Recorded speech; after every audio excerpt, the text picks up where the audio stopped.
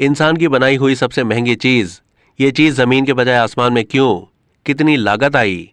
क्या आप जानते हैं कि दुनिया की वो सबसे महंगी चीज कौन सी है जो इंसानों ने बनाई है? इस चीज की दिलचस्प बात यह है कि वो चीज जमीन पर नहीं बल्कि आसमान में घूम रही है। वो चीज है इंटरनेशनल स्पेस स्टेशन, जिसे नवंबर 1998 में लॉन्च किया गया था। उस दौर में इस पर $150 बिलियन की लागत आई थी।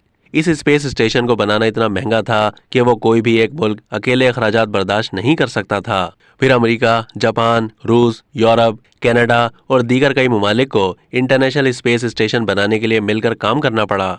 स्पेस स्टेशन की सालाना मेंटेनेंस पर 3 से 4 बिलियन डॉलर्स खर्च किए जाते हैं।